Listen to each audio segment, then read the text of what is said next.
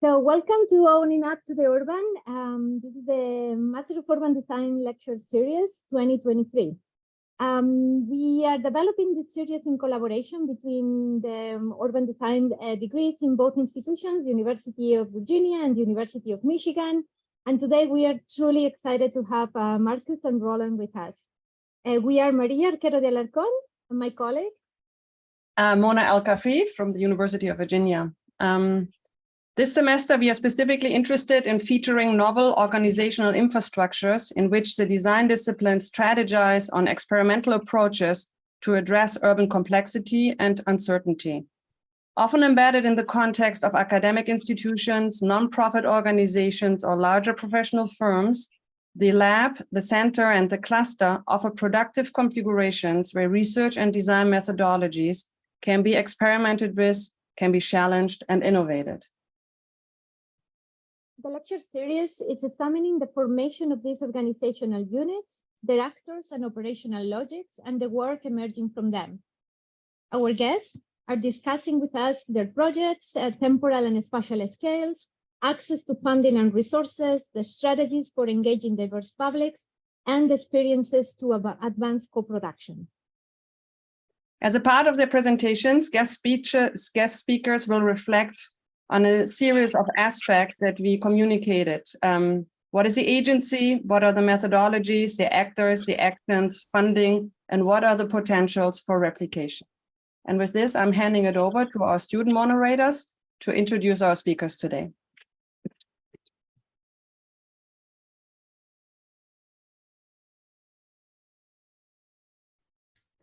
Hello.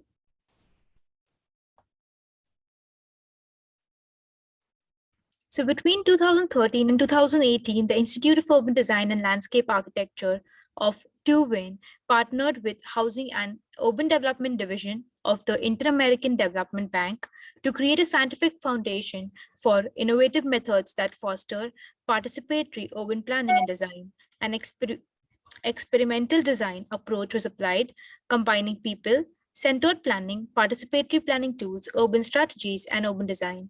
The Urban Design Lab worked in over 20 emerging cities in Latin America and Caribbean. Latin America and Caribbean constitutes the second most urbanized region on the planet, and LAR cities are growing exponentially. In order to face the resulting challenges, long-term strategies need to be developed dealing with urban phenomena such as rapid population growth, informal settlements, the revival and regeneration of centrally located but also neglected spaces, as well as with urban management and government issues similar to those found in other expanding agglomerations. These strategies need to address major questions. How can one plan a growing city without neglecting urbanity? And how can one manage urban spatial growth in tandem with social, environmental, cultural, and economic challenges? Marcus Tomaselli is the director of the Institute of Urban Design at the University of Technology in Vienna, where he is an assistant professor. Roland KREBS is founder and director of the Super Wien, a studio for urbanism and sustainable architecture based in Vienna. Together, they edited the Urban Design Lab Handbook, published by Jovis Berlin in 2019. Thank you both again for joining us, and now we would like to invite you to share screen whenever you're ready.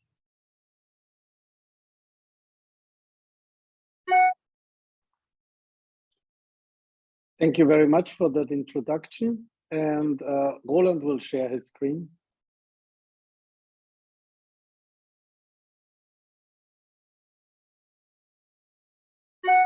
Yes, hello. Yes, hi from Vienna. My name is Roland and Marcus, where are you now?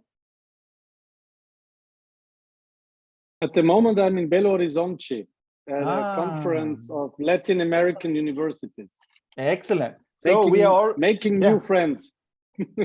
Exactly. So we are already there. That's great. Let me quickly walk through this. Not quickly. I will. This will take some time. But Marcus, we are not in the same room. So whenever you want to jump in, you jump in, right? I would like to give a presentation about our lab. The lab was, as mentioned, was between 2013 and 2018. And the product that we did is the Urban Design Lab Handbook. But most importantly, the projects was a co-production with TU Wien, which is our university. And Markus is the head of this Institute of Urban Design. And we work together with IDB. IDB is a development bank.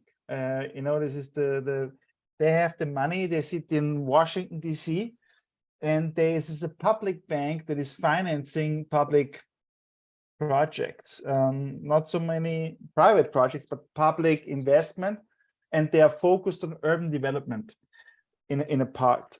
And the whole thing, why you will ask why two Austrians are doing this, because Austria has a share, is shareholder in the IDB. They have 0.43% of the bank, and this is the amount of money they send every year to the bank, and they do investments. We were assigned to do an experimental approach in the region. And it was a very nice applied research project that we had for 5 years or more, five and a little more, 5.5 years. And the lab worked as a lab. It was a living lab. So we brought the Austrian students, even we brought the professors, but we also created the local knowledge. And this is what the presentation is all about. Well, I start with the end because the whole thing was documented in this book, the Urban Design Lab Handbook, which is already sold out. I'm sorry, but it is now on by request by Mona. It is now available as an ebook. Yeah, she requested an ebook, and here we have the ebook. It's and if you want to have a copy, maybe I can send you also a PDF.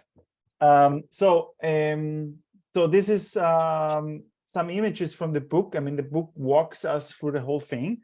So these were the 22 projects or 22 cities that we were working in, and you see we really worked our way down from Nassau to Porto Monte and Porto Varas. It's a great variety of projects. You can't imagine. I mean, the Caribbean is so different to Chile and Argentina. And but it was really a pleasure doing this work because, I mean, it was a tour de force. It was a get to know the whole continent, except Brazil, unfortunately. But, well, there was a project in Brazil in Las Palmas by TU Graz. Yeah. It was not a project that was done by the Institute of Urban Design. Well, the book is. Did it ever take place, this Palmas project? I never saw any results of that.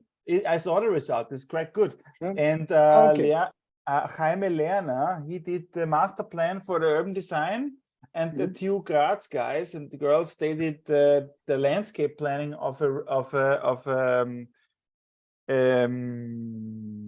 I think it's a river. It's like a lakefront. Yeah. So well, this is the book starts with a lot of analysis and some nice pictures. We had a lot of dialogue throughout the whole process, throughout the 5 years.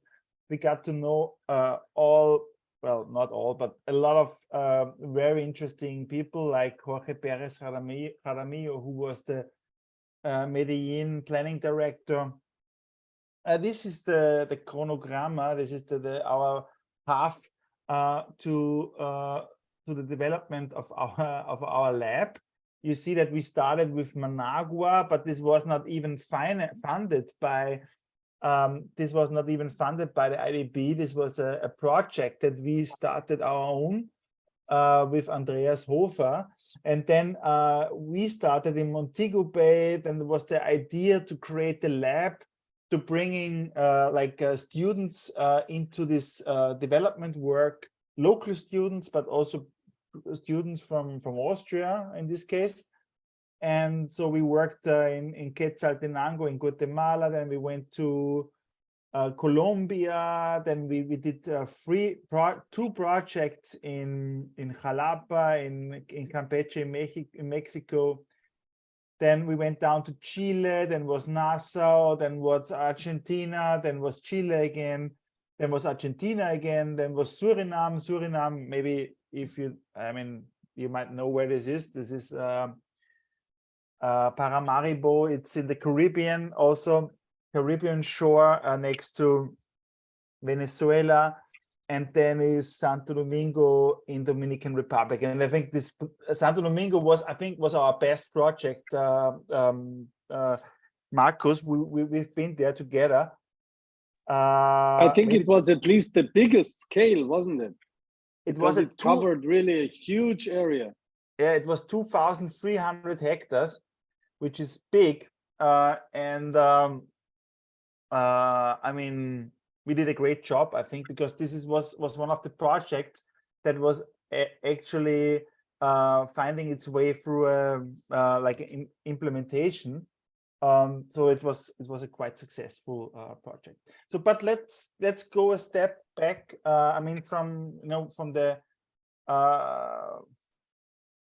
From all the synthesis, what is the lab? What is the dialogue-oriented planning process, the transformation process? And so in Latin America, we often get to see this situation. Yeah, it's Panama City.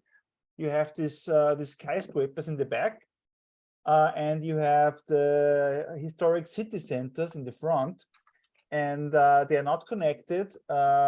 You see in this historic city center, poor people live. That's very interesting. Other than in European cities, it's not like that. But in Latin American cities, it's more or less always the case. But don't think that in this back high skyscraper building any people are living. This is just a total bubble of speculation. Let's a little zoom in. It's the financial district of Panama City. And we worked actually in this place. This was our project area. So we were just working in this area, which has still the low density typology. And it was a great project. And I have the project later. So the gap, what is the gap that we try to fill in this lab? That in a typical planning process, you have in Latin America, but anywhere else too, you have a city who is deciding top down. And in the case of in the bank with the Inter-American Development Bank, there is this notion of the experts come for a day and don't come again. So the bank wants somebody like a consultant like me and Marcus to come for a day. We bring, and then we have a look, and then 3 months later we come again and we have a nice solution, and then it's the implementation. And we think that this is how it not should be done. And this is this lack of information in the process, and decision making is too complex and is non-transparent. And in this project, we don't have local contact points in the cities. We have no multipliers, and we have no project ownership. And that's the problem with the big projects of the banks that are very active in the global South in general. So our solution was, okay, we create a laboratory within the bank, and it's an academic laboratory. So it was an experimental place. And we said, okay, we have local universities working with us to create a temporary think tank over 4 months, more or less. And we tried to create this relationship with the community, but also with the planning planning stuff of the municipality. So our idea was to be part of the municipality for 4 months. We wanted to empower instead of inform the community. So we were just showing them how in Austria sometimes this is done, in Vienna, that we do, we have a Gebietsbetreuung, that we have a very close communication with the community through an agency that is half public, and then that is helping with this planning process. And this urban living, I think, lab, Roland, yeah. I think what is important to mention here is that the capacity in these cities that we worked with is relatively low. Exactly. They have a few staff members only working on planning. I mean, they in general have not a lot of staff members in the administrative agenda involved, and those that are working there, they don't really have the capacity for these kind of planning processes. They are issuing stamps. Yeah. So they are totally, so they don't do planning at all, let's say. Yeah. So and you could say City of Panama maybe has 10 people in the urban planning, and I mean that's by far not enough. So the laboratory, the laboratory is also to find out about the product, because sometimes it's not clear what the project is all about. So sometimes the bank comes and say, okay, we have to do something, but we don't know what. Yeah, so there is a problem. Everybody knows, but actually nobody knows about the problem tree. So where's the root of the problem, and what do we have to change? And all together, there's a lack of trust in general in planning, and so the laboratory wanted to bridge this gap and create trust and ownership. And our approach on the other side was research by design, so experimental design, trial and error through the creation of a toolbox. So we wanted to create a toolbox that is solid and where we can ensure results with these dialogue-oriented processes. Yeah? So we thought, okay, we need a new planning paradigm. We need better tools than that we have right now. So the tools are that we have in the US. For example, the zoning, or how do you say, maybe there's a little form-based code, but it's not really elaborated. Practically, it's a zoning, or there is nothing. Sometimes there's not any planning, so that the landowners, they just build what they want, basically.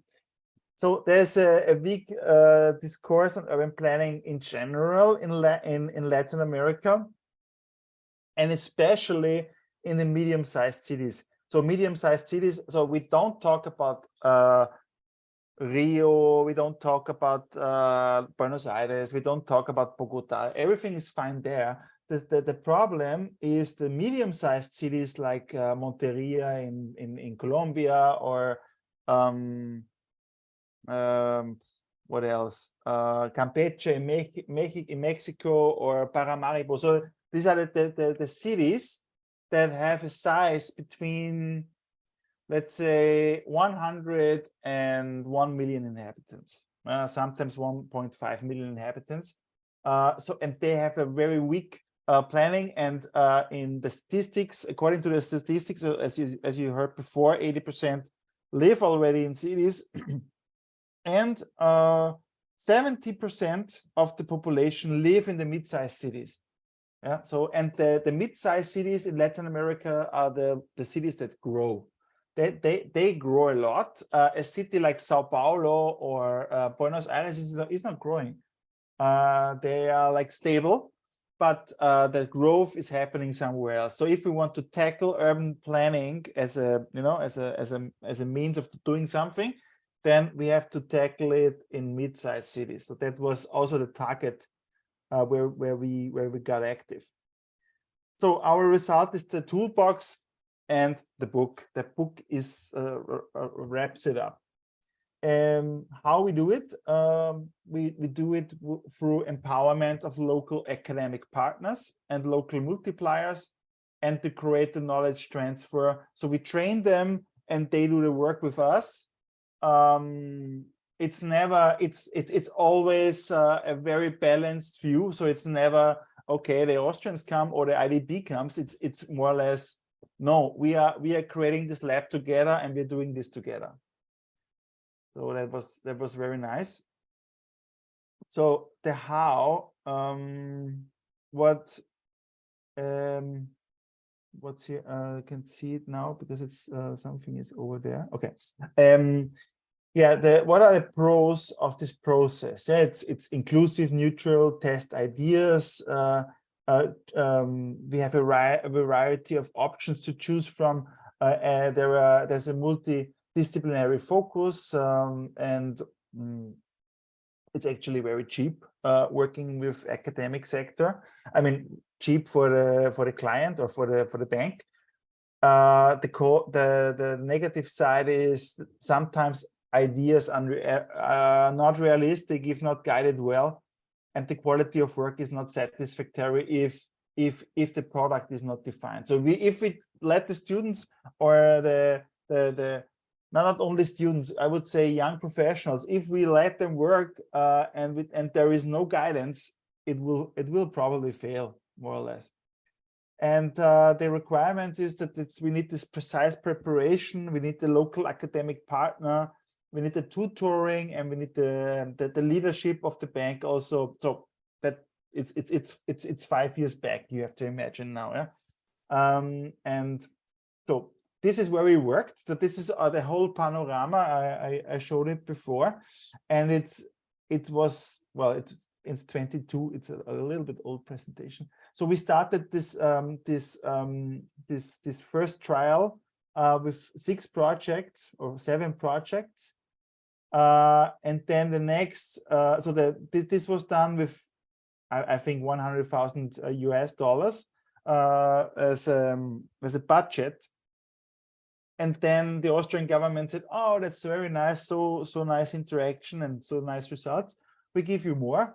We give you I don't know, $500,000, and then we kindly ask you to do more." But we decided not to do more, but to do the same amount with more money because we wanted to assure also the quality. In the first round, we were very happy that we had so good students, yeah, that they delivered so well. And I mean, it's funny enough, but in Austria you find students that talk so well Spanish. The second round was more relaxed because we activated also or we activated more the local sectors, the local academic sector, and I think it was done. It was richer at the end. And this was the last tranche of projects. Here's the Palmas project that was done by TU Graz, but the rest was done by us. So there is a video, we cannot watch that. Let's have a little look at the planning methodology, which was organized in 3 stages.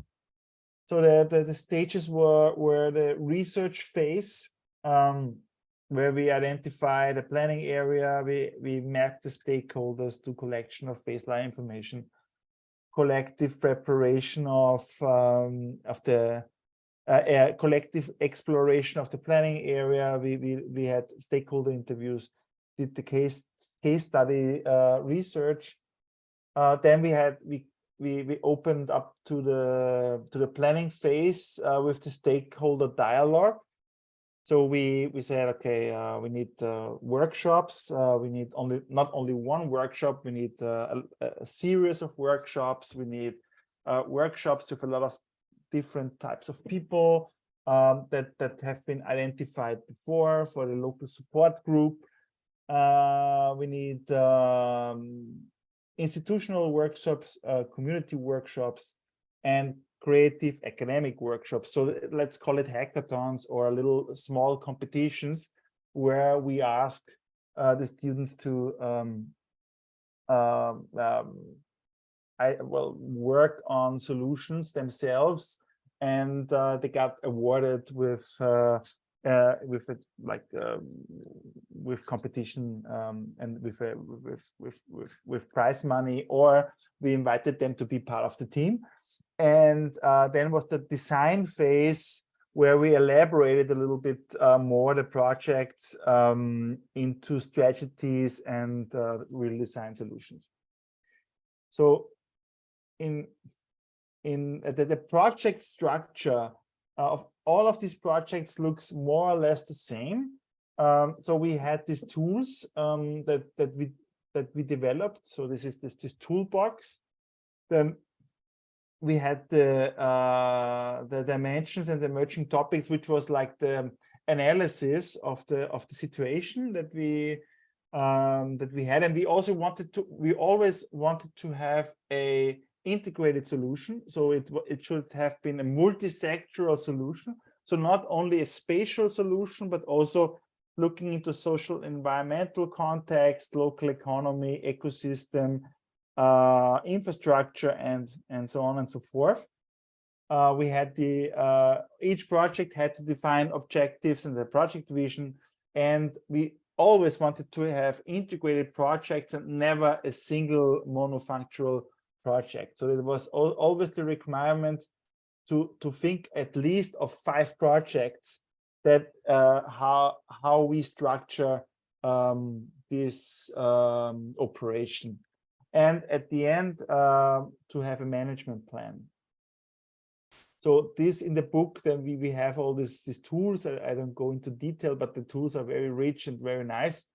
By then we had, by the way, only 11 tools that has been further developed after this urban design lab thing.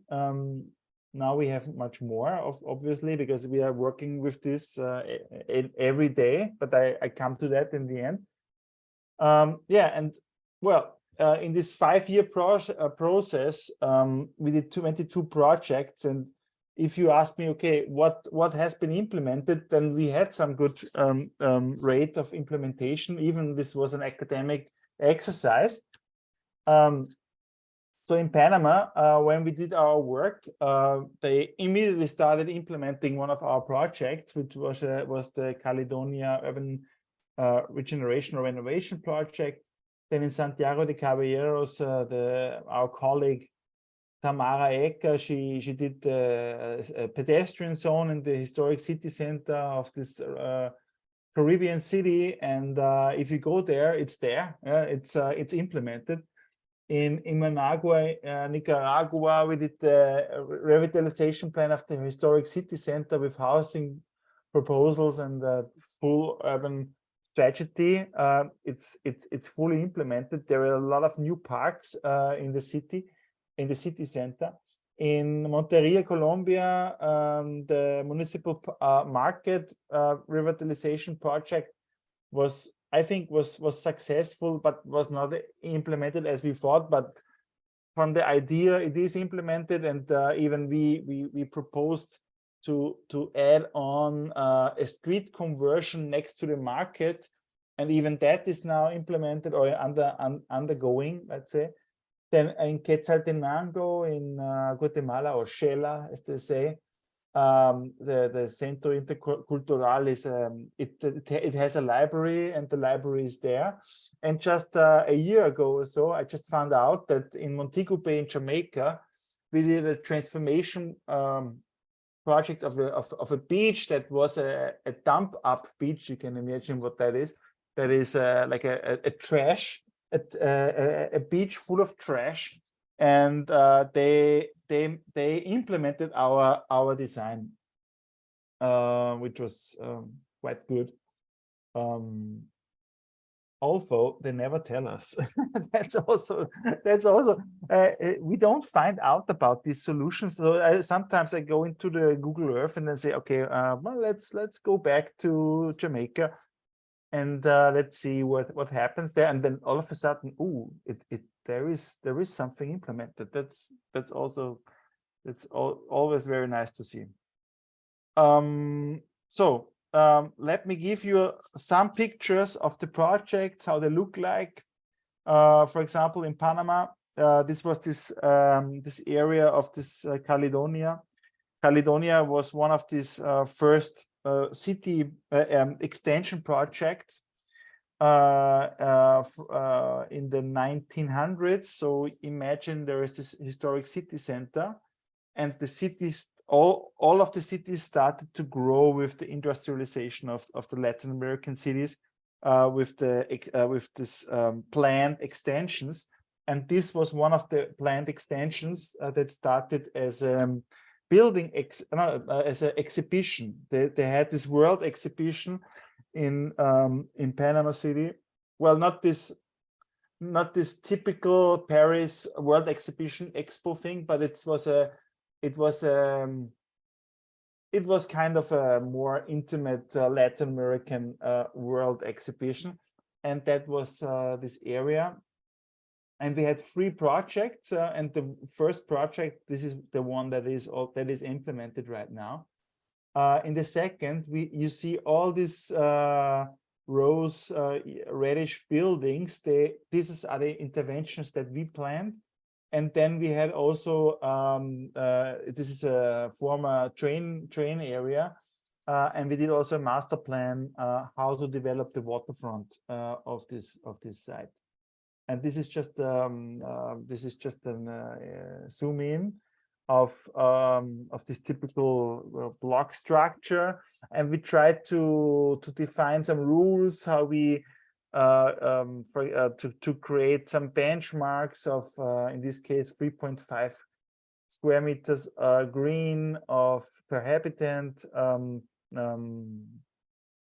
Then we wanted to have a green resilient city with green roofs. So we defined a lot of quality things for this project. Also, we proposed a park right now. I don't know if this was implemented, but this was a big discussion because there is no park right now, but there is like a trash site in the middle of the city, and the city, they bought the site. So they based on this plan, they bought this block to build the park. If the park was implemented, I don't know actually. Yeah.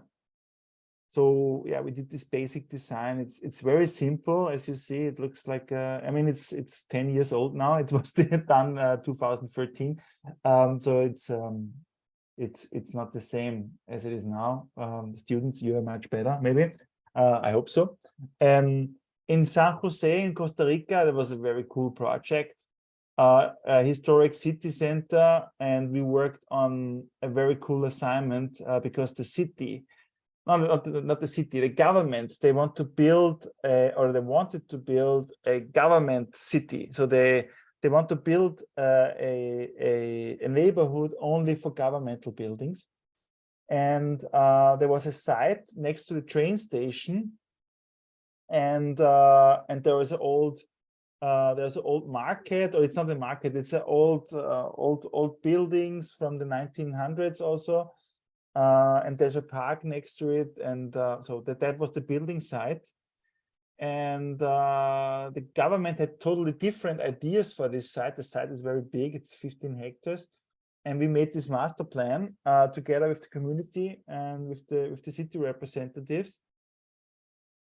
It has a tramway, it has a bus, it has a traffic solution, it has this access, well, this is the car access, this is this pedestrian access, this is the planning team, this is the academic team, and this is the result. So we thought of, okay, do a centrality next to a train station is great. The train is actually working there, and there's a big park next to it. There's a lot of schools, and so we thought, okay, that and the baseball field, and here is the historic city center of San Jose, Costa Rica. And this project was very convincing to the city and to the government, and they decided, yes, we want to do it. We do it, and they made an architectural competition. And the result, it was decided maybe a month ago. That's the result. So what do you think? So, I mean, we made this, I think it was modest. I mean, have these towers and have a lot of density, but this is the result that went through a jury, and it had a lot of entries. And I think, I mean, I don't know, I think it's too dense. I think it's totally anti-environmental planning. Do you see these windshields? And this tower, I mean, I don't know how realistic this tower is, but well, this is the result then. But on the other hand, we discussed how this site could be developed, and at least it went through a, I would say, democratic transition and a decision process. And I mean, well,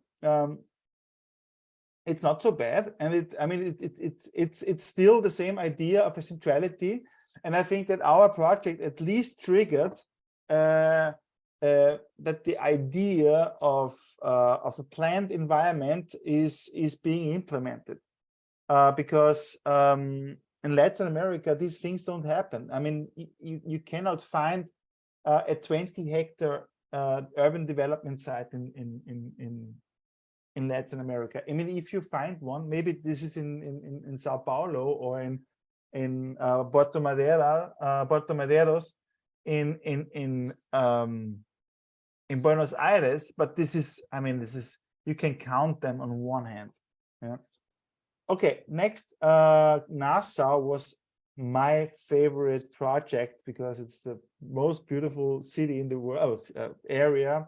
A lot of nice beaches, and we did a housing project, a social housing project in a very low income area next to the city center. And we have this vacancy or vacant land that is not used, and I think it's even public.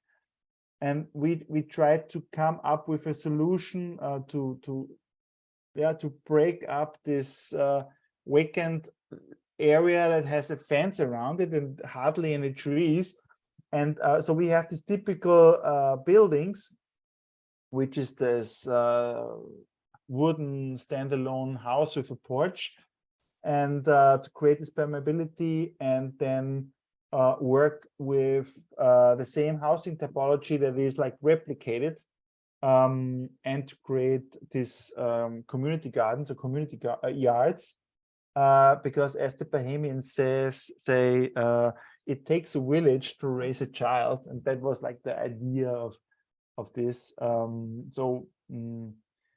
To play a little bit with this typology of the Bahamian house, also we worked with these colors and this wooden structure, but give it a little bit of a modern touch.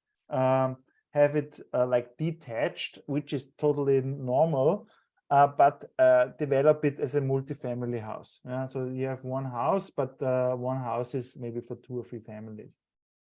And we did this waterfront plan. So this is the city center, as you can, I mean, you don't know that, but this is Nassau in the New Providence Island, and here's the former harbor or wharf.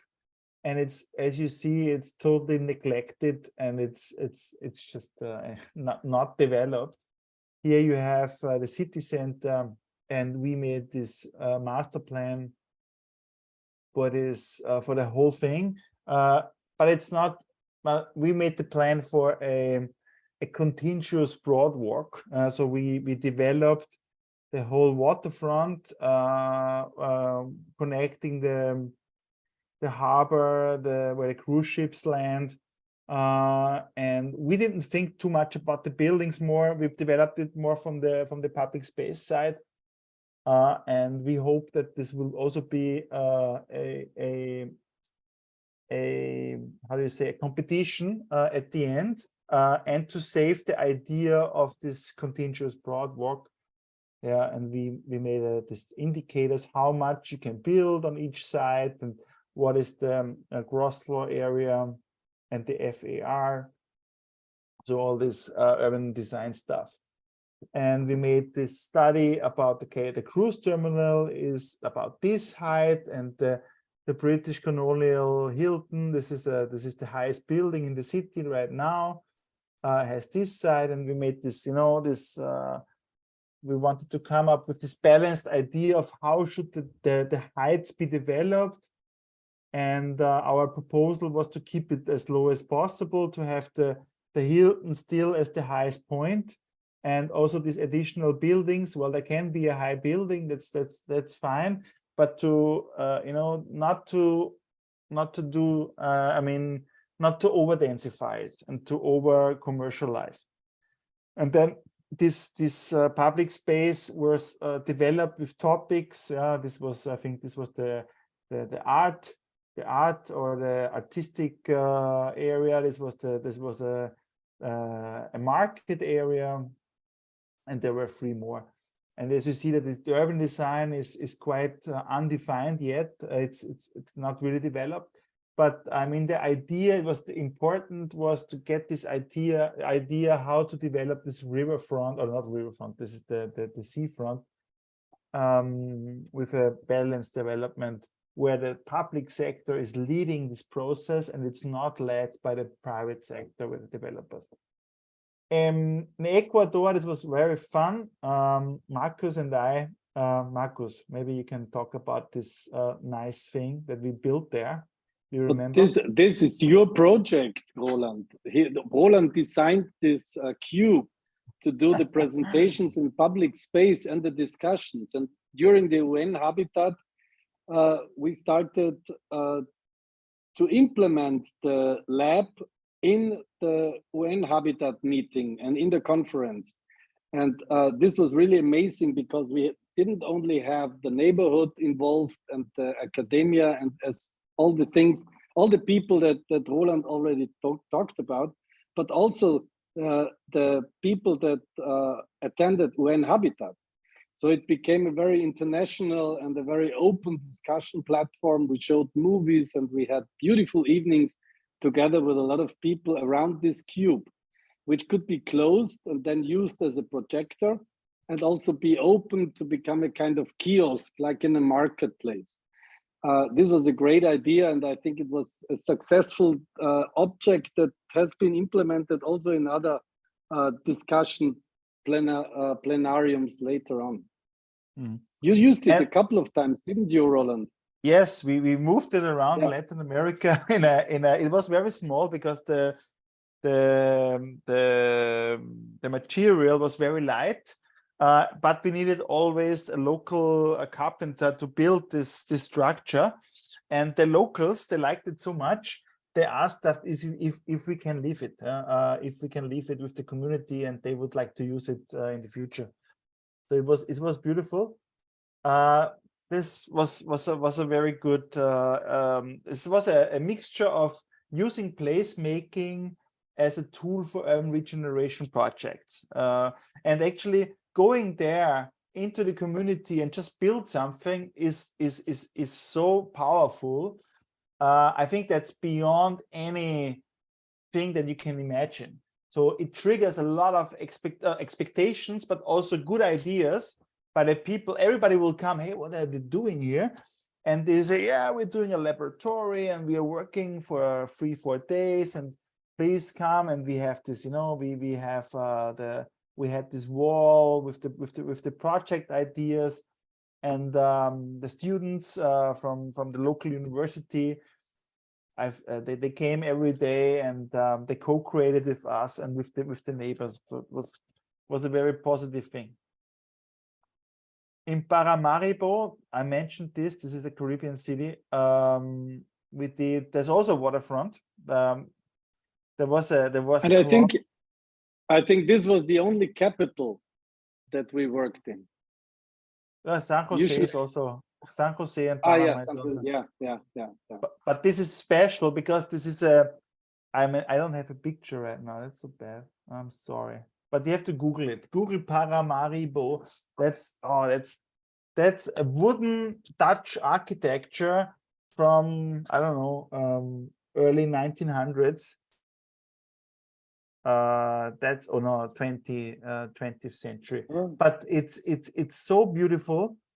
White buildings, and they have the problem that they have always this car, how do you say, congestion. So our plan was the historic city center has only 44 hectares. It's very, very small. So we basically said, okay, we close it down for traffic. So every of the colored areas in the public space, we decided to close down for the traffic and make it pedestrianized, more or less. And only that emergency and businesses can add. So this is the idea, but the idea of the project, it was a little bit strange because the IDB said, no, don't work with the private sector, don't work with the business, don't work with anybody. You do only a study to how to repopulate the historic city center with new housing projects. And that's a very controversial issue, because if you have all these heritage buildings, they are very beautiful. But I mean, what would be your decision? Would you create new buildings in the old style, how they used to build like 100 years ago? Or you say, okay, we do something else and we make modern buildings, and we define, we make a new chapter of developing these housing estates. So, but starting with the public space, we have this pedestrian areas. So, I mean, we have a lot of more space for walking and for cycling and shared space. So there's still a car road, but as you see, it's very narrow. It's like in Barcelona, or it's like, I mean, you don't really drive there. But then comes the story of this housing, and we made a couple of proposals how to develop housing, and that the government, they create social housing in the center and give it to families. Yes, so I don't know how it's this in this example, it's 20 housing units. Well, it's just this example here. It's wooden architecture. We don't really see it, but you can imagine. So this has all. This is it has a wooden like how do you say, Laubengang? It is it has a like a porch. There is a gap between the building front facade and the actual building. So you create this shade and you create this semi or half private area. I don't know how to call it in English right now. I'm sorry, but but this has a lot of interesting things. We love this project. You see the architecture a little bit here. So it's all the wooden. So there is no other material in the city center than wood right now. So we would continue with that, but we will not build in the old style, but we will create something new. Another project in Argentina, that was in Jujuy. It's a mid-sized city, like 500,000 inhabitants, and this has a river in the middle, and we did this project of creating a park that is like a fluvial park, but that is inundable. So this is like that can be flooded, and it has we imagined this like this. So this is a photo montage with a lot of programming of the public space. I don't know if this is really floodable. I don't know. Maybe it's not maybe it's not floodable.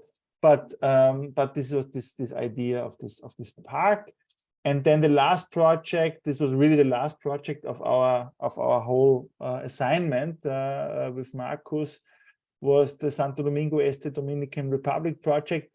And that was, so the city of Santo Domingo is, from the population, is almost half of the whole country. So you have 3 million in the capital city and the metropolitan area, and maybe, I don't know, maybe 3 or 4 more in the whole country. Or I'm lying, maybe it's more. But it's Santo Domingo, the capital city, is really big. Maybe it's 4 or 5 million inhabitants even. And here in this area, in the whitish area, in the fringe of the city, they are building actually a satellite city. And when they started building the satellite city, all these informal settlements came up. So when people are not stupid, so they thought, okay, there will be investment here. We will settle down, but in an illegal way. So this is the formal official social housing complex in Santo Domingo, which looks not so bad, but in reality here is all the parking. So and this is the outside of this. So when they built this emerged. So people with no money, they came and they just took the land. It's public land, and they didn't pay for it, but they just invaded. Yeah.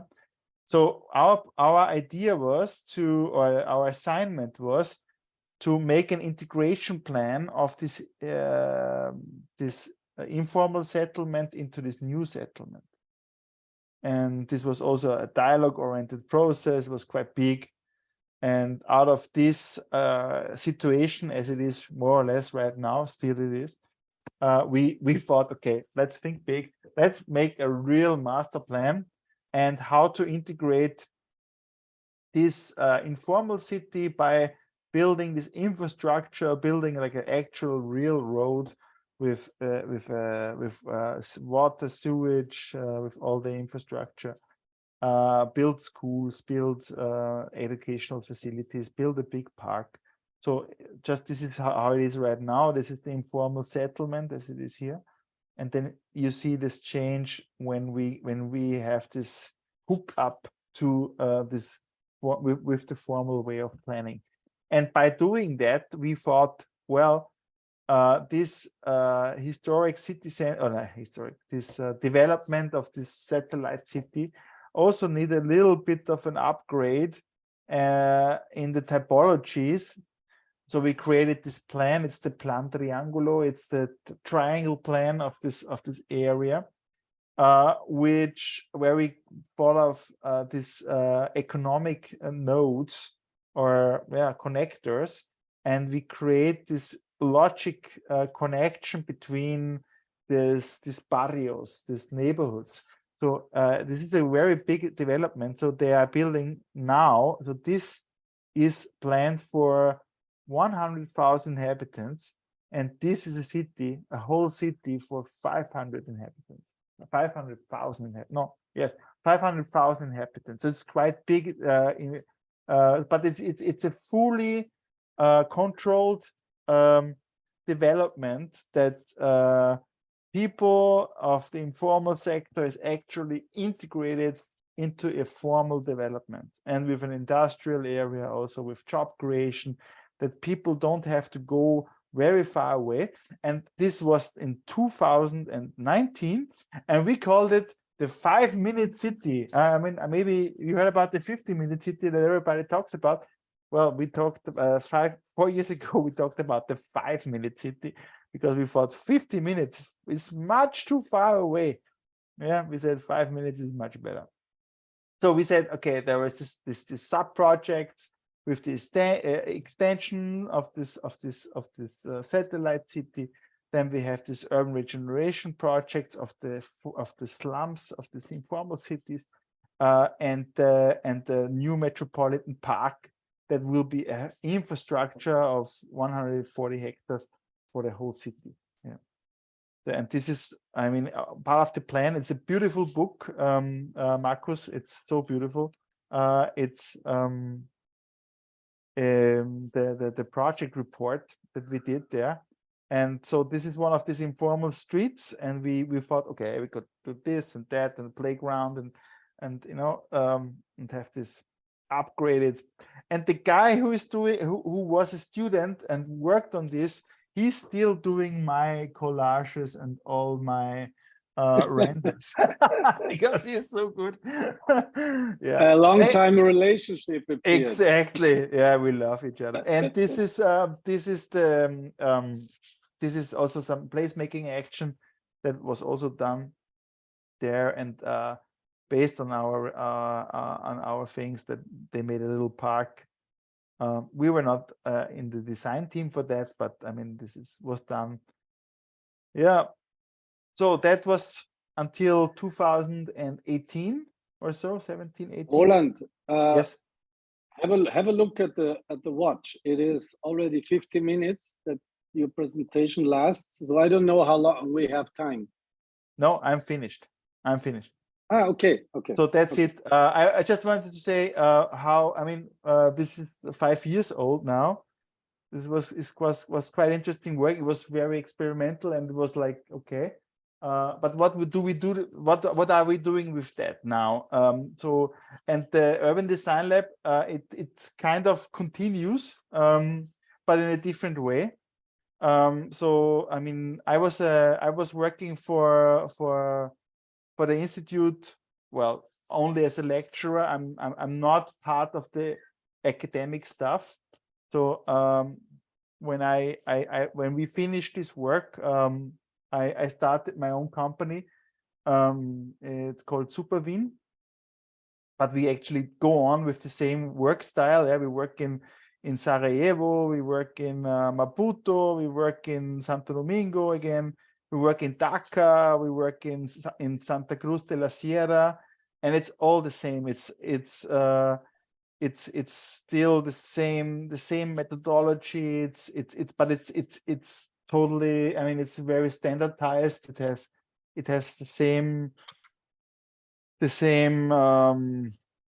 it has the same concepts, but we elaborated a little bit more, and we made it more, like, you know, made it a little bit more professional, I would say. Work with local students and not so much with the Austrian students. And yeah, and this result is a new book. It's called The Future Public Spaces. It's a book that is like, I would say it's the part 2 of the Urban Design Lab handbook. But it's not that much that we talk about 22 cities, but only at 3 cities. And it tries to bring this knowledge of Latin America to Bangladesh and to Mozambique in Africa, and also in Santo Domingo in the Caribbean again. So, but that's it. I mean, it was a really good cooperation with Marcus, and I mean, I think we still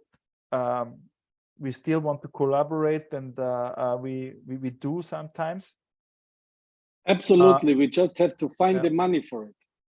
That's the problem. Yes. Yeah, but it's well, I'm finished, and I'm happy to hear your feedback and I mean, recommendations or your thoughts of what you have seen, and maybe you have a lot of questions. Thanks a lot. Thank you, Roland.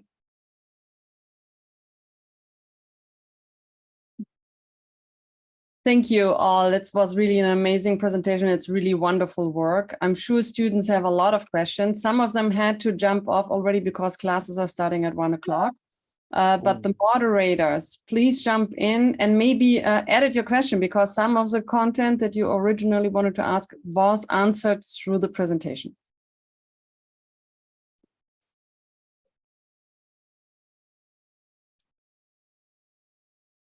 I think Sanjana's microphone isn't working, so maybe I can facilitate the questions, but thank you so much for presenting and While our colleagues are formulating their questions, we would like to invite you to share your thoughts on a prompt that we are asking all the participants in the lecture series. So this prompt is, what is, in your opinion, the urban question that we should be focusing on as designers with the most kind of sense of urgency moving forward?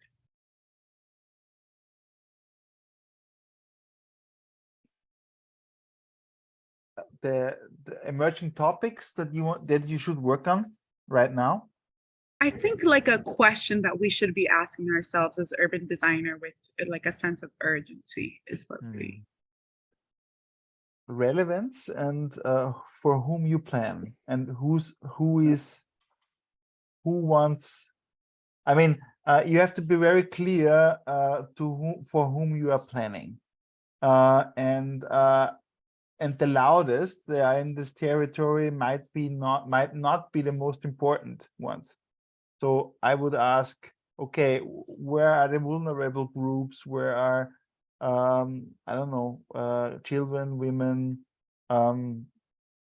maybe like ethnic groups, kind of minorities that are not heard, and I would start with them always. And I would just extend that to one more aspect. It is that if you don't find a path to the inhabitants or to the users, then it will not be a sustainable project. So you need to integrate them and you make them their project. And that's what was so helpful in these dialogue procedures that we had over many weeks with all the planning areas we worked on, that we had a lot of discussions and a lot of dialogue with the people, which made them their project. They could identify with it. And that helped a lot. Perfect. Thank you so much for sharing that. So I think now we will begin with our questions from the public.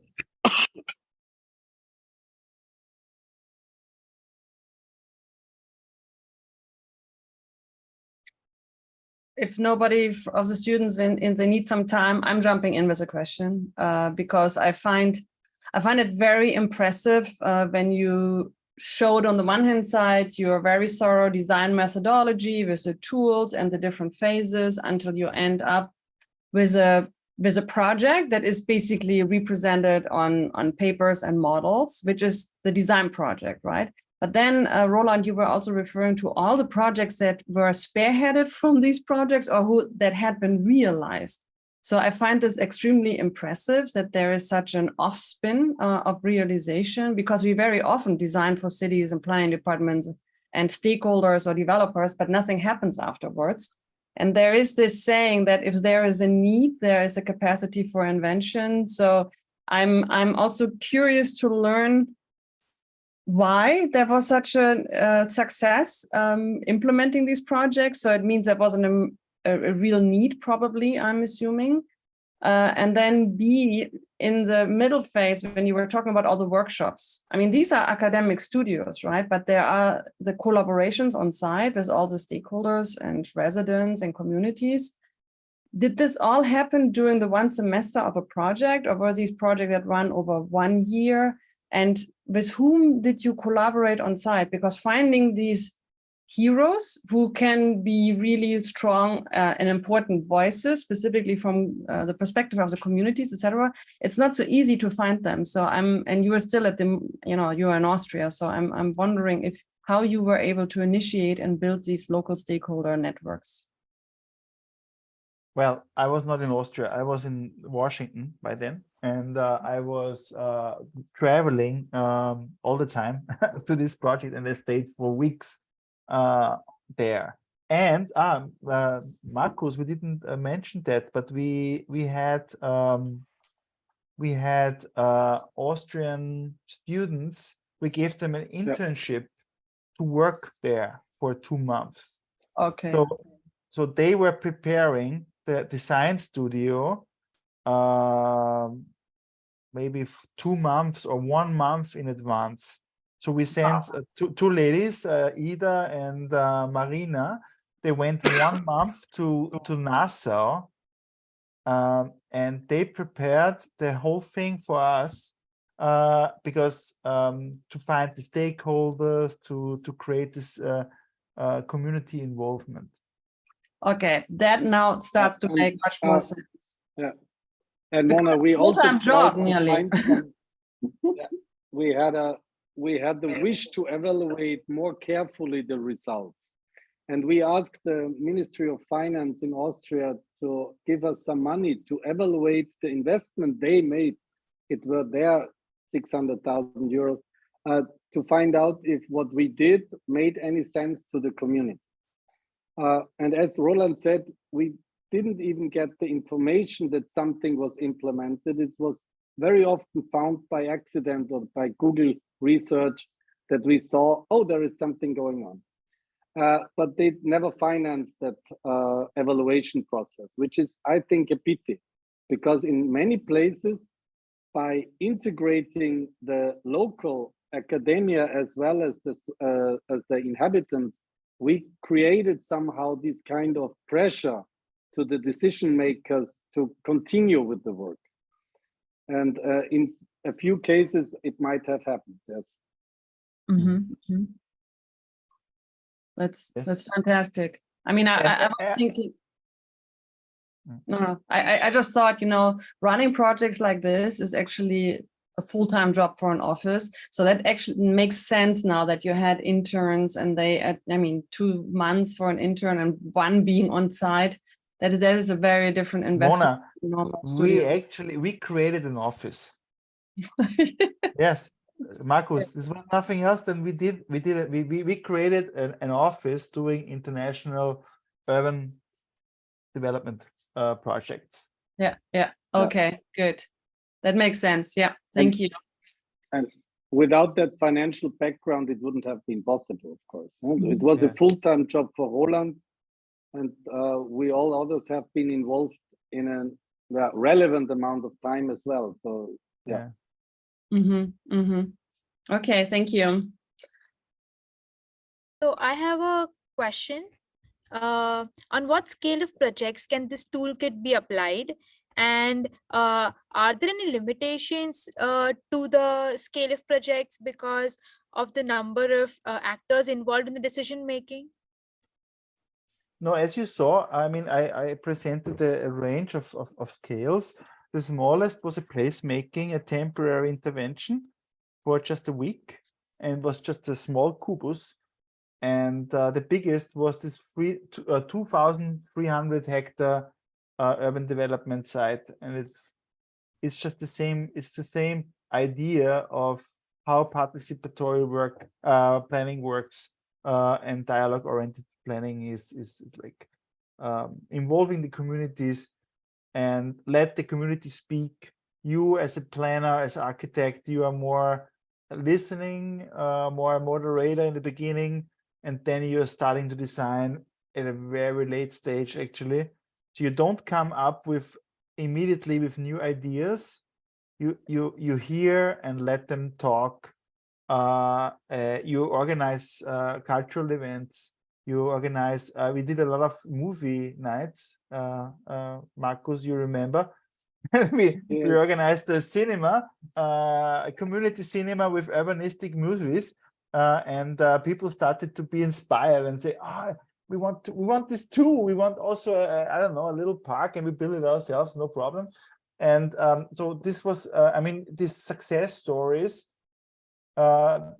they were transported and communicated with films, and that was, I mean, very simple means. You don't need any technology. Yeah, we just go there, and I mean, you need a projector and a little, and we bought these computer monitors, you know, for the sound. Was $40, and it worked. Yeah, as simple as that. Don't just go out there and do it. Every day we had more visitors. Yes, we were like because little people were telling each other that there is something going on. Yeah. Thank you. Hi, can you hear me? Yes. Okay, sorry. So a question that I had is, what are some challenges that you faced when identifying the various stakeholders that are then becoming the co-producers for a project? And like, do these vary on an economic, a cultural, or a geographical context? It was a little cut. Can you repeat the question, speaking slower? Oh, sorry. I guess the question is, so when you identify the various stakeholders for each Yes. project that will then become the co-producers in the project, have you faced any challenges in identifying them, and do they vary on an economic or a cultural or a geographical context? Yes. So this takes at least a month. We start with interviews. We interview maybe 20 people about the project and the challenges and the potentials, and we ask them who are important stakeholders that should be included. And we go there, so we are already on site, and we observe in the public space who use these spaces or who don't use it at all. For example, if there are no children and no women, then we can ask us, why don't these people, why don't they use this? So we actually go finding people and ask them why they don't use it, or we ask them so why they use it and they don't like it, or why. And another tool that we used is the emotional map. So we go there on site and we ask them, which places do you like, which places you don't like, and which places you want to change. And then we digitalize, and then you have all these dots, and you see which places need a transformation and which places have appreciation. So it's as simple as that, but you have to be very critical what people say. And if you think that some groups cannot use these public spaces anymore because it's not safe for them, then you have to find people that have an opinion about it. Yeah, and so it's a lot of research that you have to do. And I mean, but you in this period in the beginning, you don't think of any design. Yeah, you think about, okay, who is there, who should be there, who is not there, and why. And then you get all these answers. And actually from this preliminary phase in this project, you get so rich information. You could already start doing something. You could already make plans, but actually we don't.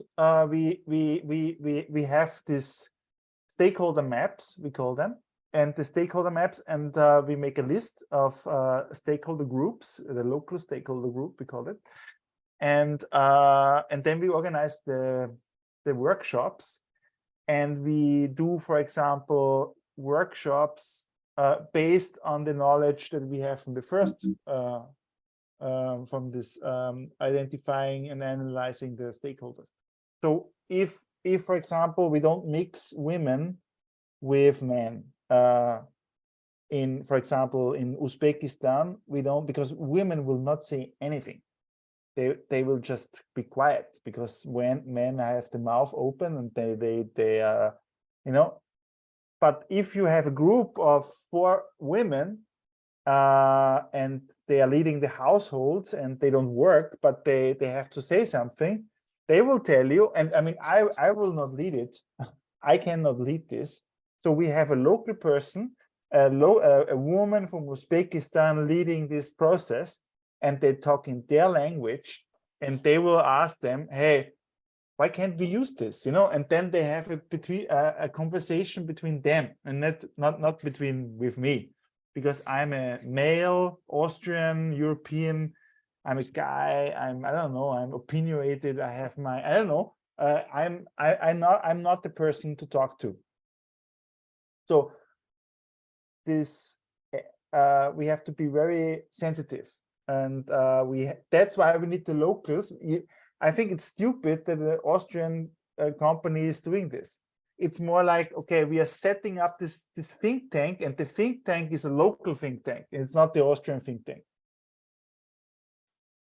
Thank you. That's And super that needs time. I think that's a very important aspect, and it needs time.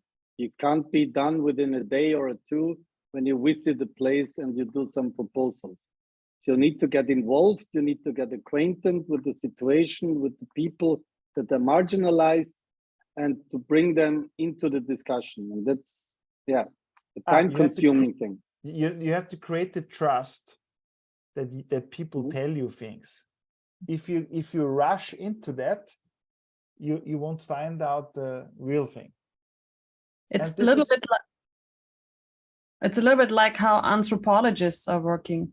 When they want to really study a group of people, they actually live with them for a year. They learn the language, because otherwise you culturally cannot understand anything. Yeah, or you have a good local team, and they are from the university there, and they know how we think, and we know how they think, and or we try to understand. We are very patient. Yeah, we very patient. Yeah, it takes time, but it's always possible. In the chat, I shared a video of a project that we just did a year ago in Dhaka. And when you look at it afterwards, look at it, please. You will see what I mean. Yeah, how this communication works. Yeah. So imagine in this video that I'm stepping around and doing ha ha ha. Now I'm here. That would be quite stupid.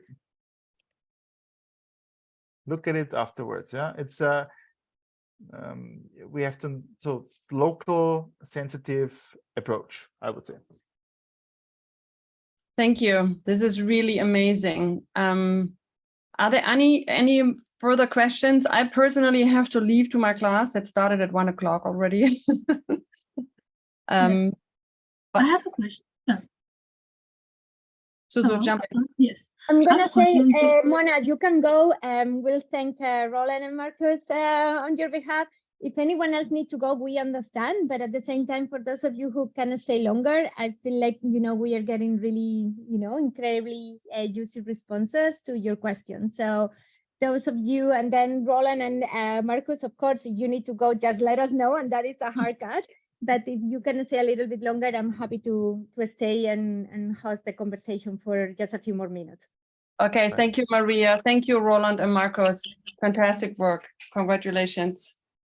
Bye-bye. Thank you. Hope to see you soon, Mona. Thank you very much for this opportunity. So I was like, really interested in Santo Domingo project.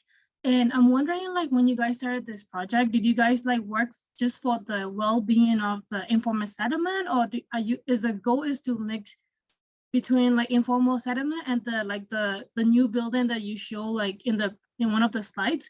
So when you were working on this project, were there challenges during the dialogue procedure between when you try to mix in informal settlement and then the formal housing in that area? How do the people from both sides feel about this? I mean, there is a segregation in these areas usually. Yeah. So if you're in these formalized housing developments, then you're not in a direct contact with those in the informal settlements, besides those are working in your household maybe. But what we had there were 3 different areas. One is the informal one is the formalized new development, and one was a development that has been formal but already very old. So we had to integrate 3 very different atmospheres or urban structures. But this was not really a challenge because of the dimension of the whole development that Roland proposed this master plan for. It was not really very creating conflicts or something like that among these different developments because they were far from each other. The challenge was more how to integrate them and how to bring them together under the same quality of facilities, together with the same quality of facilities and accessibility and this kind of thing.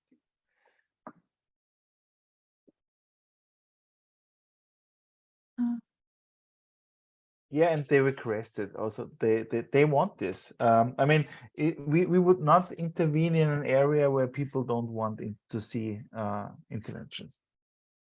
So somebody has to request a change. So if somebody says, don't do it, well, there's no need to do it. We do it somewhere else. Okay. So I Thank you. think it's, Yeah. yeah. Mhm. We also have a question from Leo. Hi, I really interested in your diagram and how you progress your design. And I want to ask about what are some assessment mechanisms to examine the outcome of the project? Who does it, and how are the lessons incorporated in subsequent iteration of the process? Mhm.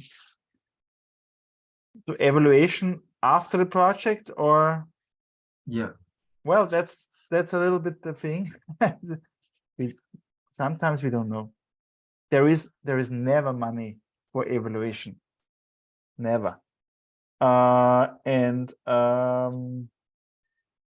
But now, I mean, I'm trying to get into this project of operation, and operation is a in the bank language is a project that it's already designed to implement. And right now we are working in Paraguay, in Asunción, and we are doing a plan for the city center, regenerate the city center of Asunción, and they will have $150 million US, and they will build it. So there will be an evaluation component. The projects that we did with the students in the 5 years was more like, okay, we went to cities and they didn't know what the project was. So it was very strategic. It was a very strategic approach.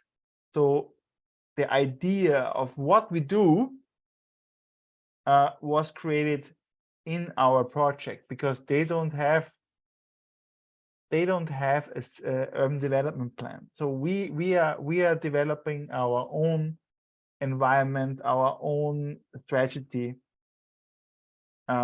based on what we co-created with the people. In this other projects that I'm doing right now in Asunción, all this assessment and strategy was already done. Now we go there and we design the public space, and that is more concrete, more tangible. So it's different, and then we might know. Well, we will know for sure how people react to that. But actually, if you are doing an implementation drawing or implementation design, actually the participation is even more important, because then you immediately know what people want, and you can make decisions. Okay, we will have this or that material, we have the seating, we have the trees, we have, you know, we have like implementation drawings means we really say, okay, the tree will be here at this point, yeah, and this, you know, and this will be quite I mean, that's the immediate response from the people you have. So I'm quite sure that this is even better. And I will tell you maybe in 2 years when I'm back, maybe I can share the experience. Guys, I'm sorry, as I'm attending a conference, I have also to say goodbye to you. Yes, me too. Because Roland, it's I don't late. know. Yeah, you too. Yeah, Yeah. it's late in Austria. Yes. So I wish you all the best, and best regards to Mona. Hope to see all of you in Europe as soon as possible. Roland, bye-bye, and thank you for this great presentation. See It you was soon. a pleasure to see these projects again. Yes. Marcus, the Roland, best. thank Ciao. you so much.